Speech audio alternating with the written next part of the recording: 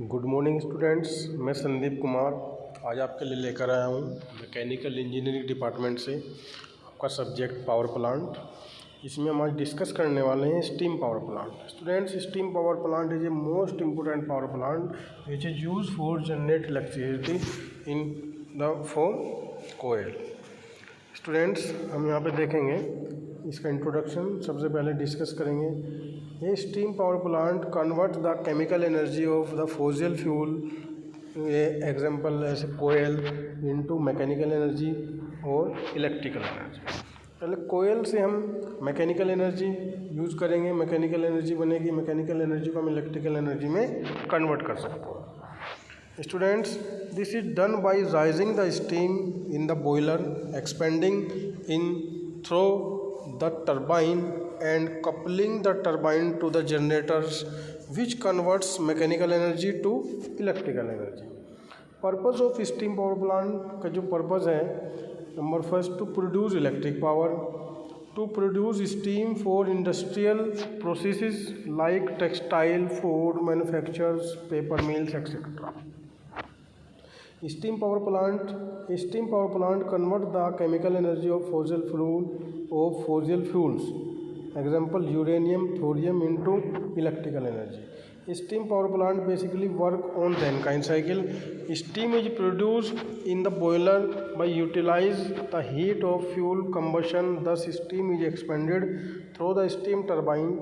The steam turbine drive the generator which convert mechanical energy of the turbine into electrical energy. As shown in diagram, a Rankine cycle, we know that a steam power plant work on Rankine cycle. Rankine cycle में heat boiler के through यहाँ पे जो है steam हमारी generate होगी, यानी water boil होगा, बॉयलर के अंदर हीट यहाँ पे दी जाएगी। एक फॉसिल फ्यूल कोई भी हमारा फ्यूल हो सकता है, यूरेनियम, थोरियम, इससे हम स्टीम जनरेट कर सकते हैं। एग्जांपल के लिए हम यहाँ पे जो है फ्यूल जो हम यूज कर रहे हैं यहाँ पे यूरेनियम, थोरियम कर सकते हैं और साथ में हम यहाँ पे कोयल भी यूज कर सकते हैं। तो रैनकाइन साइकिल के थ्रू यहाँ पे ये वर्क होता है। पंप यहाँ पे है, कंडेंसर है और टरबाइंस है, टरबाइन से हमें वर्क मिलता है। स्टूडेंट्स, लेआउट शो है उसका स्टीम पावर प्लांट का। The layout consist of 4 circuit, namely layout में 4 सर्किट होते हैं, coal and ash circuit, air and gas circuit, feed water and steam flow circuit and cooling water circuit. तो यहाँ पे आप डायग्राम देख पा रहे हैं। यहाँ पे सबसे पहले जो है हमारा ऐश स्टोरेज है, ऐश स्टोरेज के पास ऐश पिट है। ऐश पिट में हम यहाँ पे देखेंगे जो हमारी ऐश हैंडलिंग पिट है, ये जो हमारा कोयल है, ऊपर से ब्लैक कलर में जो बॉक्स आपको दिखाई दे रहा है, यहाँ पे कोयल स्टोरेज से कोयल हैंडलिंग में आएगी और कोयल बॉयलर में जाएगी। बॉयलर में हमें क्या क्या सप्लाई होती है, एयर सप्लाई होगी और हमारी जो है एयर सप्लाई होगी कोयल के साथ में, और हमारा फिर जो है वाटर सप्लाई होगा। वाटर सप्लाई होगा बॉयलर के अंदर ट्यूब्स के ऊपर डिपेंड करेगा बॉयलर किस टाइप का, हमारा वाटर ट्यूब बॉयलर है या फायर ट्यूब बॉयलर है, वो बॉयलर का अलग क्लासिफिकेशन आएगा, वो उसमें हम देखेंगे कि जब वाटर एंटर करेगा और फ्यूल जो हमारा कोयल है वो वाटर को मतलब बॉयल करेगा तो स्टीम जनरेट होगी। स्टीम जनरेट होने के बाद स्टीम सुपर हीटर में जाएगी। सुपर हीटर में जाने के बाद स्टीम हमारी मेन वाल्व से कंट्रोल होगी और टरबाइन के अंदर जाएगी। उसके बाद जो हमारी स्टीम टरबाइन से वर्क होने के बाद जो हमारी कंडेंसर में जाएगी। कंडेंसर में कंडेंसेट होगा स्टीम का और नीचे कूलिंग टावर लगा हुआ है, स्टीम को कूलिंग होगा। कूलिंग टावर के थ्रू हम यहाँ पे स्टीम, फिर कंडेंसेट एक्सट्रैक्शन पंप लगाए और लो प्रेशर हीटर यहाँ पे लगा येलो कलर में। उसके बाद यहाँ पे पंप है, बॉयलर फीड पंप। इसके बाद हाई प्रेशर हीटर में जाएगी जो हमारा वाटर सप्लाई है, वाटर सप्लाई यहाँ से कर देंगे हम हाई प्रेशर हीटर के थ्रू, और इकोनोमाइजर में जाके वाटर फिर बॉयलर में जाएगा। इसके बाद जो हमारी वेस्ट गैसेज हैं, यानी फ्लू गैसेज जो बॉयलर से निकलती हैं, वो सुपर हीटर में जाती हैं। सुपर हीटर स्टीम को सुपर हीट करता है। जो हमारी स्टीम बॉयलर से निकलती है वो वेट स्टीम होती है और इसको सुपर हीट करते हैं। सुपर हीट स्टीम हमारी मोस्ट यूज़फुल स्टीम होगी as compare to wet steam. तो ये फ्लू गैसेस फिर इकोनोमाइज़र में जाएंगी। इकोनोमाइज़र में जो है हमारा फीड वाटर जा रहा है, फीड वाटर जो है इकोनोमाइज़र में फीडिंग से पहले हीट होके जाता है। क्योंकि हमारी फ्लू गैसेस का हम यहाँ पे रास्ता दिखा देते हैं और वाटर को ये गर्म करता है इकोनोमाइजर, और गर्म होके पहले से कुछ गर्म होगा तो हमारी एफिशिएंसी इंक्रीज होगी बॉयलर की एफिशिएंसी इंक्रीज के लिए तीनों चीज़ लगाई जाती हैं, स्टीम हीटर और economiser and air pre heater. इसके बाद फ्लू गैसेस हम चिमनी के रास्ते से बाहर निकाल देते हैं। यहाँ पे जैसा कि आपको डायग्राम नीचे दिखा रहा है, लैंड में ब्लैक कलर में कोयल है और ऐश है, air, water, flue gases, steam green colour में है, कूलिंग वाटर नीचे की तरफ से है जो।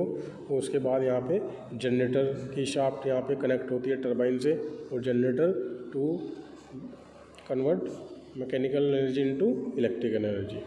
ओके, आई होप इतना सभी स्टूडेंट्स को समझ में आया होगा।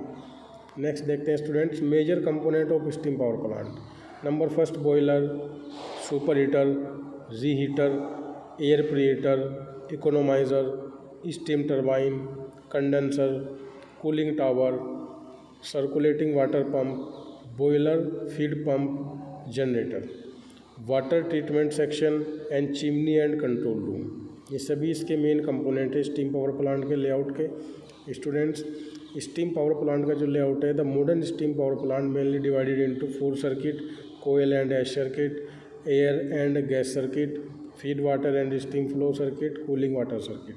4 सर्किट इसके हैं जो मैंने पहले ही बताया था। यहाँ पे air and flue gas circuit का ये डायग्राम यहाँ पे आप देख पा रहे होंगे इस तरह से। एयर एंड फ्लू गैसेस का जो सर्किट है इस तरह से, और कोयल एंड ऐश सर्किट इस साइड में है राइट में, और ये येलो कलर का जो सर्किट है ये feed water and steam flow circuit है, और नीचे की तरफ जो कूलिंग वाटर सर्किट है ये स्मॉल एक पैराबोलिक फॉर्म में हमने दिखाया है इसको। ये 4 सर्किट हम ऐसे बोल सकते हैं, इनको डिवाइड किया है 4 सर्किट की फॉर्म में। पूरे स्टीम पावर प्लांट को 4 सर्किट की फॉर्म में डिवाइड कर रखा है यहाँ पे। ओके, तो स्टूडेंट कोयल एंड ऐश सर्किट के बारे में थोड़ा डिस्कस करेंगे। इट कंप्राइज ऑफ कोयल handling equipment and ash handling equipment. कोयल is supplied to the boiler from the storage point by कोयल handling equipment and steam is generated in the boiler. Ash resulting from the combustion of coal is removed to ash storage yard through ash handling equipment। यहाँ पे कोयल enter करती है कोयल handling system में, फिर boiler के अंदर जाती है, और बॉयलर में बर्न होने के बाद जो इसकी ऐश होती है ऐश में कन्वर्ट हो जाता है। ऐश से फिर ऐश हैंडलिंग प्लांट में जाती है और ऐश स्टोरेज में चली जाती है। ये हमारा नेक्स्ट है air and gas circuit. Air is blown to combustion chamber by reduced draw fan or forced draw fan or both. The dust present in the air is removed by dust catching device or precipitator। यहाँ पे to chimney में जाएगी हमारी air last में, और जो enter करती है एयर प्रीहीटर में एंटर करेगी, फिर बॉयलर के अंदर आएगी एयर और फ्लू गैसेस की फॉर्म में बाहर निकलती है, सुपर हीटर में जाती है, सुपर हीटर के बाद इकोनोमाइजर, फिर एयर प्रीहीटर को होते हुए चिमनी के रास्ते बाहर निकल जाती है। ओके स्टूडेंट्स, आई होप इतना समझ में आया होगा। Next air and gas circuit में हम थोड़ा सा और डिस्कस करते हैं। The induced drop fan help in sucking the exhaust gases and exhausting them through the chimney into atmosphere. The heat in exhaust gases is partly extracted by passing through the economiser to preheat the water and then through the air preheater for heating up the incoming air जो है हमारी उसमें होगा। ये यहाँ पे जो है इंड्यूस्ड ड्रॉप, ठीक है, एंड ये जो हमारा है फायर ड्रॉप, इसमें क्या होता है इसका डायग्राम आप देख पा रहे होंगे। यहाँ पे इंड्यूस्ड ड्रॉप में कोयल एंड फायरिंग सिस्टम नीचे की तरफ है, फर्नेस में फ्लू गैसेस ऊपर से निकलती हैं और फिर इनको हम बाहर निकालते हैं स्टीम सुपर हीटर के थ्रू और इंड्यूस फैन के थ्रू बाहर चिमनी में हम इनको निकाल देते हैं। ओके, ये इस तरह से डायग्राम आप देख पा रहे होंगे। फायर ड्रॉप फैन है और फर्नेस है, बॉयलर में ऊपर हीट जाएगी फर्नेस से और वाटर हमारा बॉयल होगा जिससे स्टीम जनरेट होगी, और इकोनोमाइजर में हमारा फिर वाटर जाएगा। इकोनोमाइजर में वाटर जाने के बाद जो हमारा है ये फ्लू गैसेस इकोनोमाइजर में जाती हैं पहले, फिर एयर प्रीहीटर में जाएंगी, फिर आईडी फैन में जाएंगी और चिमनी के थ्रू बाहर निकल जाती है। ये बैलेंस ड्रॉ का एक डायग्राम है। नेक्स्ट जो सर्किट है feed water and steam flow circuit. This high pressure steam produce in the boiler is used to operate the turbine. The exhaust steam is condensed in the condenser. The condensate is heated in the feed heaters using the steam trapped from different point of turbine and finally the condensate is pumped into the boiler. Boiler steam के through super heater में जाती है steam super heater में, उसके बाद main valve से control होती है, फिर टरबाइन में जाती है, फिर एग्जॉस्ट सिस्टम जो होती है टरबाइन में यूज होने के बाद वो कंडेंसर में आती है और कंडेंसेट होती है, कूलिंग टावर नीचे की तरफ लगा है और रिवर या कैनल कोई भी होती है वहाँ से हम वाटर को पंप करते हैं और इसमें मिक्स करके हम वाटर की आगे सप्लाई बॉयलर में कर देते हैं जो हमारा पंप लगा रहता है इसके थ्रू। यहाँ पे कूलिंग वाटर जो सर्किट है हमारा ये the exhaust system entering the condenser is cooled by circulating the cooling water. The cooling water supplied to the condenser help in maintaining a low pressure in it. The cooling water may be taken from any source like river, lake, and alternative some water may be cooled and circulating again based on the this circuit is divided into open system and close system में दो part में divided है। Condenser है, यहाँ पे cooling water cooling tower से नीचे की तरफ रिवर से हमने बताया आपको इसके सोर्सेज हैं, रिवर से लेते हैं कि लेक होगी या इसका अल्टरनेटिव कोई भी सोर्स हम होगा हमारा वहाँ से यूज करते हैं। तो आई होप स्टूडेंट इतना सभी को समझ में आया होगा। कोई डाउट हो तो कमेंट बॉक्स में प्लीज़ कमेंट करिएगा। ओके।